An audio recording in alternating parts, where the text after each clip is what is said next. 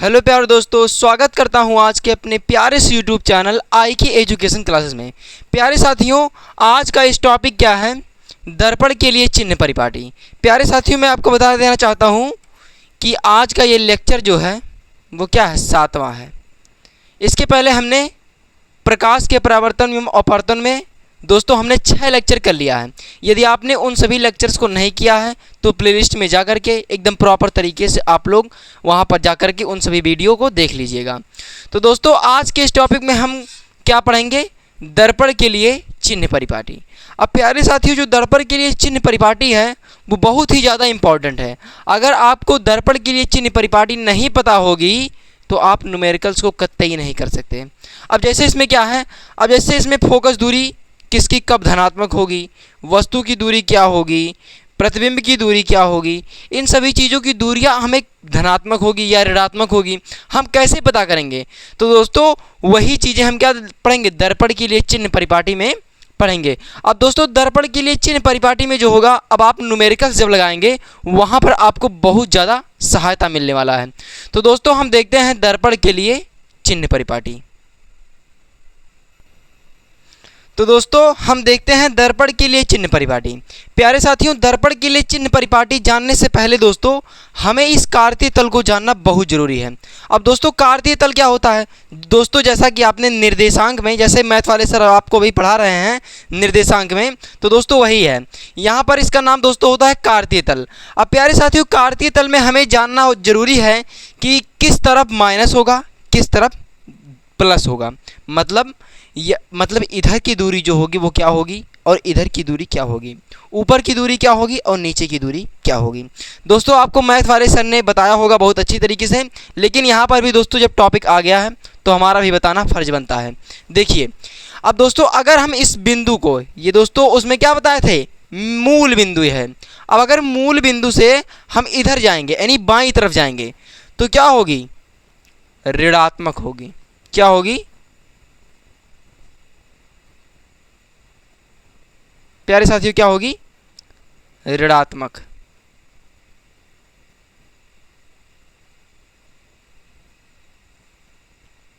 अगर हम मूल बिंदु के इस तरफ यानी बाईं तरफ अगर हम जाएंगे प्यारे साथियों तो हमें क्या मिलेगी? दूरी ऋणात्मक मिलेगी। और अगर वही हम दाईं तरफ जाएंगे, दाईं तरफ, तो दूरी हमें क्या मिलेगी? धनात्मक मिलेगी।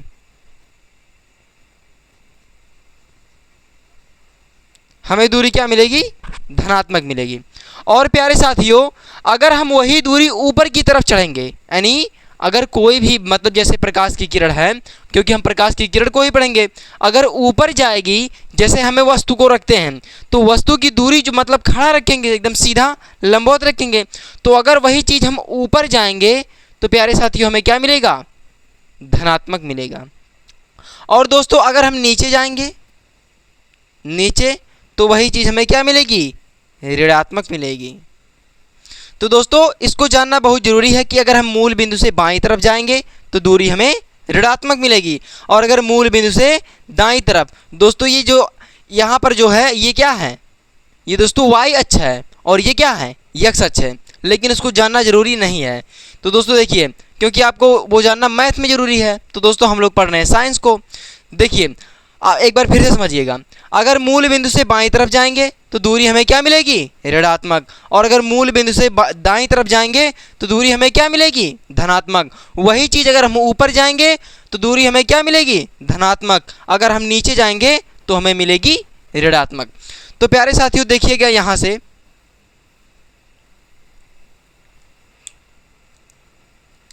यहाँ पर लिखिएगा दोस्तों, जैसे जैसे हम बताते जा रहे हैं एकदम ध्यान से देखिए, अभी आपको सब समझ में आएगा। आपतित किरण जो होती है, आपतित किरण सदैव बाईं ओर होगी, बाईं ओर होगी। अब दोस्तों कुछ लोग कहेंगे कि आपतित किरण क्या होती है? दोस्तों आपतित किरण जो होती है वो आने वाली किरण होती है। जैसे दोस्तों हम लोग जो आपको दर्पणों द्वारा प्रतिबिंब बनने के नियम में बता रहे थे, तो दोस्तों जैसे हमने बता रहे थे ये अवतल दर्पण है, ये क्या है? अवतल दर्पण। ये इसका क्या है? ध्रुव है। अब दोस्तों ये किसका क्या है? मुख्य अक्ष है। ये वक्रता केंद्र, ये मुख्य फोकस यानी एफ है। अब दोस्तों जैसा हमने वस्तु को अनंत पर रखा था तो प्रकाश की किरण कहाँ से आ रही थी? यानी आपतित किरण। आपतित किरण दोस्तों आने वाली किरण। तब अगर मुख्य यहाँ पर अनंत पर वस्तु को रखेंगे तो क्या होगी? परावर्तन के पश्चात मुख्य फोकस से जाएगी। तो दोस्तों ये क्या है? आपतित किरण है। जो दोस्तों मतलब जो प्रकाश की किरण आ रही है वही दोस्तों क्या होती है? आपतित किरण। यानी आने वाली किरण जो होती है वो क्या होती है? आपतित किरण होती है। और दोस्तों क्या है? जो आपतित किरण होती है वो सदैव क्या होती है? बाईं ओर। अब दोस्तों ये क्या होती है? बाईं ओर। तो हमें क्या मिलेगी? ऋणात्मक। और दूसरा देखिएगा, जो दोस्तों वस्तु होता है, वस्तु भी हमेशा क्या होगी? बाईं तरफ होगी। वस्तु हमेशा दोस्तों, हमेशा कोई सा भी दर्पण हो, या चाहे उत्तल दर्पण हो चाहे अवतल दर्पण हो, वस्तु हमेशा बाईं तरफ होगी। वस्तु हमेशा बाईं तरफ होगी। ये दोस्तों नियम है। ये कोई हम अपने मन से नहीं कह रहे हैं कि वस्तु हमेशा बाईं तरफ होगी। ये दोस्तों नियम है कि वस्तु को हमेशा दर्पण के बाईं तरफ रखा जाता है। और जो वस्तु मतलब आपतित किरण होती है वो भी हमेशा क्या होती है? क्या होती है दोस्तों? बाईं ओर से आती है। और दोस्तों अगला देखेंगे, दोस्तों अगला क्या है? वस्तु की दूरी u। वस्तु की दूरी जो दोस्तों u होती है वो हमेशा क्या होती है? ऋणात्मक होती है। अब दोस्तों ऋणात्मक क्यों होती है? क्योंकि वस्तु बाईं तरफ रखी जाती है। वस्तु की दूरी, वस्तु की दूरी u, वस्तु की दूरी u जो होती है दोस्तों, अब वस्तु को किससे लिखा जाता है? u से डिनोट किया जाता है। वस्तु की दूरी u जो होती है वो हमेशा क्या होती है? ऋणात्मक।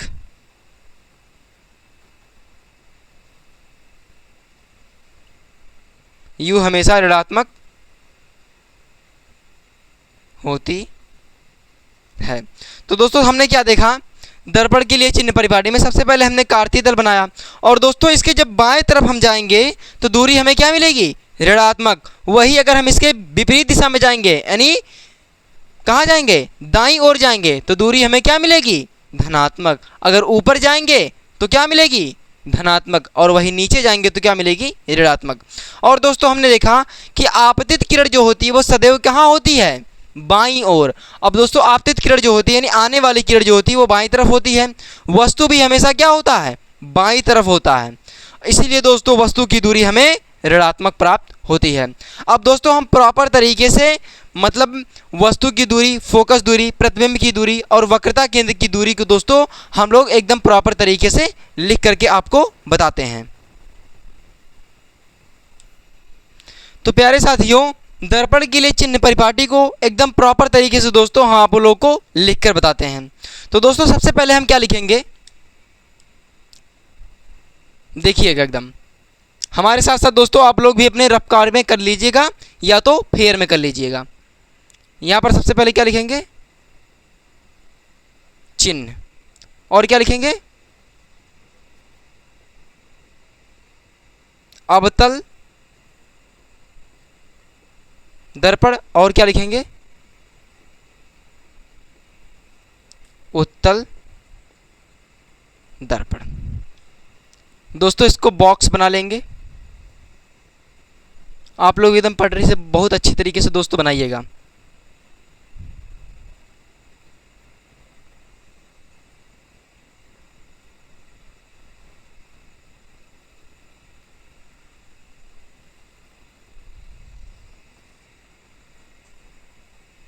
तो दोस्तों देखिए चिन्ह में क्या है? जैसे यफ होगी यानी फोकस दूरी यफ, तो दोस्तों अवतल दर्पण की फोकस दूरी क्या होगी? तो दोस्तों एक अवतल दर्पण बना लीजिए। यहाँ पर एक अवतल दर्पण बना लीजिए। दोस्तों आप लोग को दिखाई दे रहा होगा, ये क्या बना लेंगे? एक अवतल दर्पण बना लेंगे। अब दोस्तों ये क्या है? ये इसका ध्रुव है P, और ये वक्रता केंद्र C, और ये मुख्य फोकस F। अब दोस्तों फोकस दूरी क्या होगी, यानी F क्या होगी, फोकस दूरी। अब जो अवतल दर्पण की फोकस दूरी होगी वो पॉजिटिव होगी या निगेटिव होगी, यानी ऋणात्मक होगी या धनात्मक होगी। तो दोस्तों देखिए, अब फोकस दूरी किसे कहते हैं, ध्रुव व मुख्य फोकस के बीच की दूरी को, ध्रुव यानी P और मुख्य फोकस F के बीच की दूरी को प्यारे साथियों हम क्या कहते हैं, फोकस दूरी। दोस्तों ये सब हम आप लोगों को पहले ही बता चुके हैं। यहाँ पर देखिए, यहाँ से ध्रुव है और ये मुख्य फोकस के बीच की दूरी है F है। अब दोस्तों यहाँ पर हमने बताया कार्तीय तल में कि जब बाईं तरफ हम जाएंगे तो दूरी हमें क्या मिलेगी, ऋणात्मक, यानी हमें क्या मिलेगी, निगेटिव। दोस्तों दूरी हमें क्या मिलेगी, निगेटिव, यानी दोस्तों ये ऋणात्मक यानी निगेटिव मिलेगी। और दोस्तों यहाँ पर देखिएगा, फिर से एक बार बता दे रहे हैं कि यहाँ पर ध्रुव है, ये दोस्तों है अवतल दर्पण, और यहाँ पर भी हम अवतल दर्पण के लिए चिन्ह देख रहे हैं कि अवतल दर्पण के लिए जो फोकस दूरी होगी वो धनात्मक होगी या ऋणात्मक होगी। दोस्तों देखिए, यहाँ पर ध्रुव है और ये मुख्य फोकस है, मुख्य फोकस F, यहाँ पर दोस्तों कैपिटल F। तो दोस्तों देखिए, यहाँ पर ध्रुव और मुख्य फोकस के बीच की दूरी जो है वही क्या है, फोकस दूरी है। अब दोस्तों फोकस दूरी यहाँ पर ऋणात्मक क्यों आई, यानी निगेटिव क्यों आई, क्योंकि हमें बाईं तरफ मिल रही है दूरी। और दोस्तों अब हम देखेंगे उत्तल दर्पण के लिए। अब प्यारे साथियों एक उत्तल दर्पण भी बना लीजिए। उत्तल दर्पण क्या होता है, धंसे हुए तल पर पालिश होती है।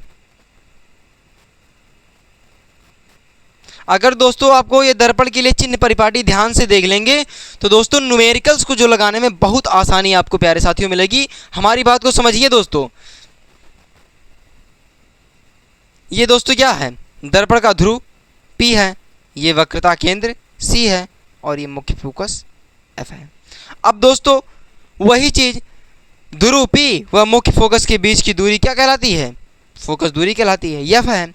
अब की बार दोस्तों हमें दूरी जो मिलेगी वो क्या मिलेगी, पॉजिटिव मिलेगी। अब कुछ लोग कहेंगे कि पॉजिटिव क्यों मिलेगी, क्योंकि दोस्तों दूरियां हमें कहाँ पर मिल रही हैं, दाईं तरफ मिल रही हैं। और दोस्तों अभी हमने बताया कि दाईं तरफ की दूरी क्या होगी, धनात्मक होगी। वही दोस्तों यहाँ पर हमने लिख लिया कि ये क्या होगी, पॉजिटिव होगी। तो दोस्तों आई होप कि इतना समझ में आ रहा होगा। तो दोस्तों हमने ये देख लिया फोकस दूरी के लिए F। अब हम देखते हैं वक्रता केंद्र C, यानी वक्रता केंद्र को हम किससे लिखते हैं, C से।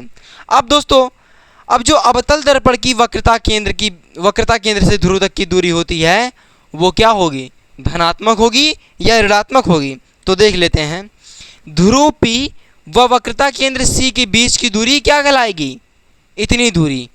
अब यहाँ से यहाँ तक की जो दूरी होगी दोस्तों वो धनात्मक होगी या ऋणात्मक होगी, दोस्तों बताइए। वक्रता केंद्र की जो दूरी होगी वो धनात्मक होगी या ऋणात्मक होगी। यहाँ पर दोस्तों दूरी क्या होगी, निगेटिव होगी। दूरी क्या होगी प्यारे साथियों, निगेटिव होगी, क्योंकि दूरी हमें प्यारे साथियों बाईं ओर मिल रही है। तो यहाँ पर क्या होगी, निगेटिव होगी। और दोस्तों वही हम अगर उत्तल दर्पण के लिए देख लें, दोस्तों उत्तल दर्पण के लिए देख लें तो उत्तल दर्पण के लिए यहाँ से यहाँ तक की दूरी क्या होगी, वक्रता केंद्री R। यहाँ पर भी दोस्तों लिख लीजिएगा R। तो ये इधर हमें दूरी क्या मिलेगी, इधर दूरी हमें मिलेगी पॉजिटिव। पॉजिटिव क्यों मिलेगी, क्योंकि दूरी हमें दाईं ओर मिल रही है और इधर हमें दूरी बाईं ओर मिल रही थी। तो दोस्तों अब ये हो गया फोकस दूरी, वक्रता केंद्र। अब हम देखते हैं वस्तु की दूरी। दोस्तों देखिए, वस्तु में एक खास बात होती है, वस्तु हमेशा ऋणात्मक होती है, वस्तु की दूरी हमेशा ऋणात्मक होती है। अब वस्तु की दूरी हमेशा ऋणात्मक क्यों होती है, क्योंकि वस्तु हमेशा बाईं ओर रखी जाती है। प्यारे साथियों वस्तु हमेशा बाईं तरफ रखी जाती है, चाहे वह उत्तल दर्पण हो, चाहे अवतल दर्पण हो, चाहे लेंस हो, चाहे समतल दर्पण हो, किसी में भी वस्तु को हमेशा हम बाईं ओर रखेंगे। इसलिए वस्तु की दूरी को सोचिए मत, सभी जगह पर क्या कर दीजिए, निगेटिव कर दीजिए, क्योंकि वस्तु हमेशा बाईं तरफ रखी जाती है। और जब भी हम ध्रुव से वस्तु की दूरी को मापेंगे हमेशा हमें ऋणात्मक मिलेगी। ऋणात्मक क्यों मिलेगी, क्योंकि वस्तु हमेशा बाईं ओर रखी जाती है।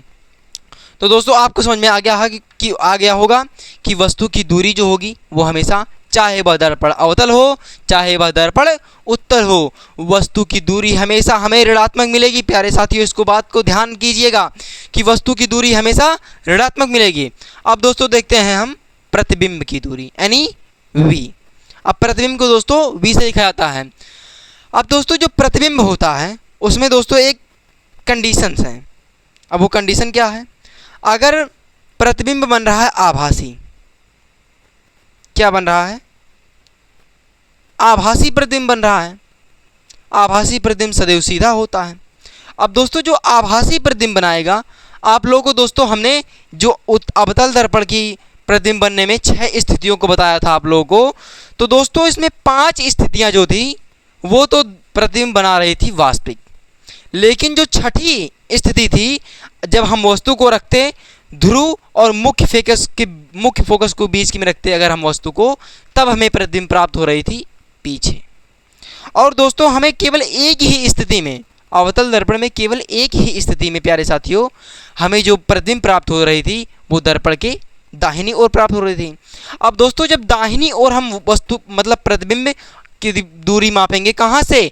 और दोस्तों हमने आप लोगों को पहले बताया था कि सभी दूरियां ध्रुव से मापी जाती हैं। सभी दूरियां कहाँ से मापी जाती हैं? सभी दूरियां ध्रुव से मापी जाती हैं। तो दोस्तों इसीलिए जो आभासी प्रतिबिंब बनाएगा वो क्या होगी? वो पॉजिटिव होगी। वो प्यारे साथियों क्या होगी? पॉजिटिव होगी। दोस्तों एक बार फिर से समझ लीजिएगा कि यहाँ पर पॉजिटिव क्यों हुआ? अगर प्रतिबिंब आभासी बनेगा, आभासी क्यों बनेगा? क्योंकि आभासी प्रतिबिंब हमेशा सीधा प्रतिबिंब होता है, क्योंकि आभासी जो बनेगा वो हमेशा दाहिनी ओर बनेगा। आभासी प्रतिबिंब यहाँ पर बन ही नहीं सकता, क्योंकि दोस्तों जो अवतल दर्पण होता है वो 5 केस में प्रतिबिंब को वास्तविक बनाता है, और जो 6वां केस है उसी में दोस्तों जब हम वस्तु को ध्रुव और मुख्य फोकस के बीच में अगर वस्तु को रखेंगे तभी प्रतिबिंब दर्पण के पीछे बनाएगा और दोस्तों सीधा बनाएगा। और दोस्तों अगर हम इधर दूरी मापेंगे, क्योंकि दाहिनी ओर दूरी को मापेंगे, तो हमें धनात्मक प्राप्त होगी, अभी हमने बताया आपको। तो दोस्तों ये हो गया पॉजिटिव। और अगर दोस्तों कहीं से भी प्रतिबिंब अगर वास्तविक बन जा रहा है,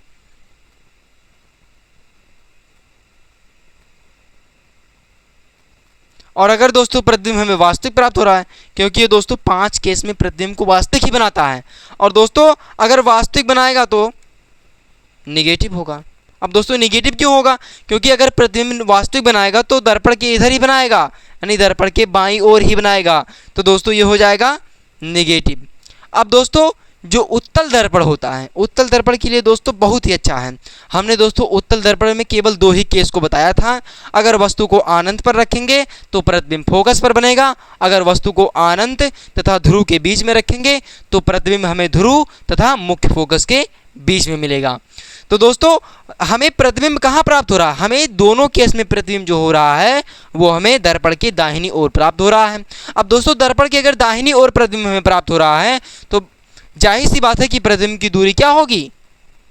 क्या होगी दोस्तों? पॉजिटिव होगी। अब पॉजिटिव क्यों होगी? क्योंकि यहाँ पर दोस्तों अगर हम दाहिनी ओर दूरी को मापेंगे तो हमेशा हमें धनात्मक प्राप्त होगी। तो दोस्तों इतना स्क्रीनशॉट लीजिए पहले। तो प्यारे साथियों हमने अवतल दर्पण और उत्तल दर्पण का चिन्ह परिपाटी देख लिया। अब दोस्तों यहाँ पर नोट करके लिख लीजिएगा, नोट में इसको दोस्तों आप जब कॉपी में लिखेंगे तो इसके नीचे लिख लीजिएगा। तो दोस्तों हमने देख लिया अवतल दर्पण और उत्तल दर्पण के लिए। अब दोस्तों समतल दर्पण तो बेचारा छूट ही जा रहा था, इसलिए हम दोस्तों समतल दर्पण को देख लेते हैं। क्या है? समतल दर्पण, समतल दर्पण, समतल दर्पण की जो दोस्तों फोकस दूरी होती है वो कहाँ होती है? अनंत पर होती है। दोस्तों हमने एक लेक्चर में बताया है कि समतल, उसको बताया था दोस्तों कि समतल दर्पण की फोकस दूरी अनंत पर होती है। तो दोस्तों समतल दर्पण की फोकस दूरी यानी समतल दर्पण की फोकस दूरी F जो होती है वो क्या होती है? अनंत होती है। अब दोस्तों समतल दर्पण की फोकस दूरी अनंत पर होती है और साथ ही वस्तु की दूरी क्या होती है, ऋणात्मक होती है, क्योंकि दर्पण कोई सा भी हो, चाहे उत्तल हो, चाहे अवतल हो, चाहे समतल हो, वस्तु को हमेशा प्यारे साथियों हम कहाँ रखेंगे, बाईं ओर रखेंगे। तो क्या लिखेंगे, साथ ही वस्तु की दूरी, साथ ही वस्तु की दूरी क्या होगी प्यारे साथियों, क्या होगी, निगेटिव होगी। साथ ही वस्तु की दूरी ऋणात्मक होगी, ऋणात्मक होगी। और दोस्तों अब जब वस्तु को हम कहीं पर रखेंगे तो प्रतिबिंब का भी निर्माण होगा। अब दोस्तों आप लोग सोच रहे हैं कि प्रतिबिंब क्या बनेगा, प्रतिबिंब धनात्मक बनेगा या ऋणात्मक बनेगा। तो दोस्तों हमने बताया था कि अवतल नहीं प्यारे साथियों, समतल दर्पण में, समतल दर्पण में जितनी दूरी पर वस्तु को रखेंगे प्रतिबिंब उतनी ही दूरी पर हमें किधर प्राप्त होगा, दाहिनी ओर प्राप्त होगा। तथा प्रतिबिंब जो होता है, तथा प्रतिबिंब हमेशा हमेशा प्यारे साथियों, तथा प्रतिबिंब हमेशा पॉजिटिव यानी धनात्मक प्राप्त होगी।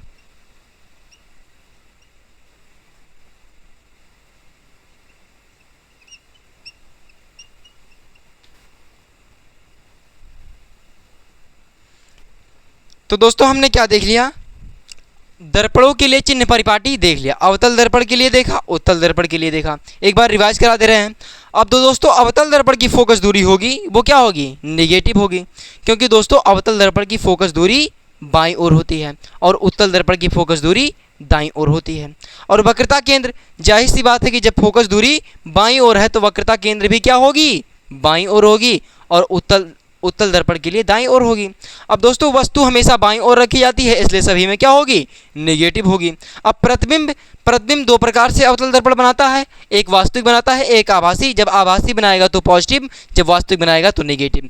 उत्तल दर्पण की एक खासियत होती है, हमेशा प्रतिबिंब को आभासी बनाता है, इसलिए इसकी जो दूरी होगी वो क्या होगी, प्रतिबिंब की दूरी पॉजिटिव होगी। अब दोस्तों हमने समतल दर्पण के लिए देखा, समतल दर्पण की फोकस दूरी अनंत पर होती है, यानी दोस्तों उसकी कोई दूरी फिक्स नहीं होती है, यानी अनंत पर होती है, यानी इनफाइनाइट पर होती है। तो दोस्तों साथ ही वस्तु की दूरी निगेटिव यानी ऋणात्मक होती है। अब जो दोस्तों वस्तु को रखेंगे तो प्रतिबिंब हमें जो प्राप्त होगा वो क्या होगा, पॉजिटिव होगा। तो प्यारे साथियों आज के लिए इतना ही, क्योंकि दोस्तों दर्पण के लिए चिन्ह परिपाटी, अभी दोस्तों अगर इसमें हम और टॉपिक बताने लगेंगे तो वीडियो लंबा हो जाएगा, जिससे दोस्तों आप लोगों को देखने में बहुत ज़्यादा परेशानी होगी। दोस्तों बस आप लोग हमारे साथ पढ़ते रहिए दोस्तों, हम सभी चैप्टर्स को चैप्टर वाइज दोस्तों कंप्लीट करा के देंगे। दोस्तों पीडीएफ की चिंता बिल्कुल मत कीजिएगा, क्योंकि टेलीग्राम पर चैप्टर कंप्लीट होने के बाद तुरंत टेलीग्राम पर दे दिया जाता है। प्यारे साथियों बस आप लोगों को हमें सपोर्ट की आवश्यकता है, हम साल भर दोस्तों आप लोगों को यहीं खड़े होकर आप लोगों को सभी चैप्टर कंप्लीट करा के देंगे। दोस्तों मैथ भी देंगे और ये विज्ञान भी। तो दोस्तों हमारी जो हिंदी की क्लासेस हैं वो भी दोस्तों हम आप लोगों के लिए सोच रहे हैं, हिंदी और इंग्लिश की क्लासेस दोस्तों जुलाई से दोस्तों आने लगेंगी आप लोगों को दोस्तों, क्योंकि इन लोगों को आप साथ में पढ़ते चलिए, दिक्कत नहीं है दोस्तों कोई भी। तो दोस्तों आज के लिए इतना ही, अगर वीडियो अच्छा लगा हो तो लाइक सब्सक्राइब कमेंट जरूर कीजिएगा। Thank you.